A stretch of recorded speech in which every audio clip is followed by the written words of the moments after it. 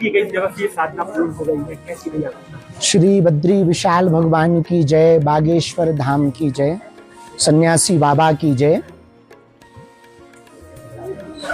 यह बद्री विशाल भगवान की सन्निधि में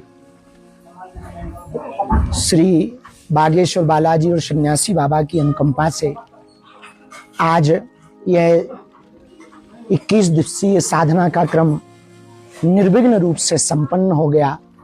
हम सभी बागेश्वर धाम के प्रियजनों को, संपूर्ण भारतवासियों को, सभी सनातनियों को बहुत बहुत शुभकामना और साधुवाद दे रहे कि आप लोगों के जप तप के प्रभाव के कारण, साधना के प्रभाव के कारण, संतों के आशीर्वाद के कारण और बद्रीनाथ वाले पूज्य महाराज जी और बद्रीनाथ भगवान की कृपा के कारण यहाँ का यह 21 दिन का साधना का क्रम एकांतिक समय बहुत अभूतपूर्व रहा।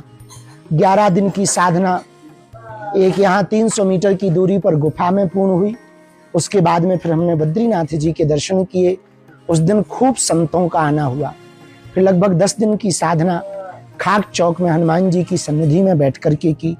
वो भी अभूतपूर्व रही और अद्भुत अनुभव रहे राष्ट्र के लिए, सनातन के लिए और सभी बागेश्वर धाम के जितने लोग जहाँ जहाँ रहते हैं, जहाँ जहाँ जुड़े, कुछ आ पाते कुछ नहीं आ पाते, उनके लिए यह साधना की। भगवान की कृपा से, सन्यासी बाबा की कृपा से बड़ी मंगलमयी हुई। और बीच में तो ऐसा लगा भाई जैसे संसार में हम ही बार अकेले बचे हों, पर अब सब भरा भरा लग रहा, बड़ा आनंद आ रहा, बहुत प्रसन्नता है और अच्छे से सब हो गया। उसके लिए हम आप सबको साधुवाद दे रहे हैं।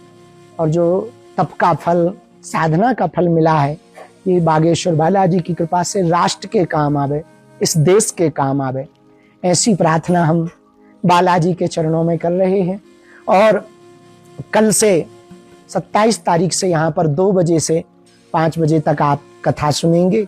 यूट्यूब पर भी और टीवी चैनल पर भी, संस्कार चैनल पर भी आप जो है यह कथा का लाइव प्रसारण सुनेंगे। आप सबको खूब खूब शुभकामनाएं। और अपनी भाषा में कहें तो हम जिंदा हैं।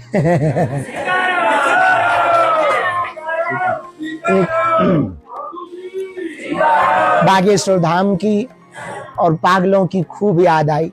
वो फिल्मी गीत बड़ा याद आया कि ये दिल तुम बिन कहीं लगता नहीं, अब क्या करें।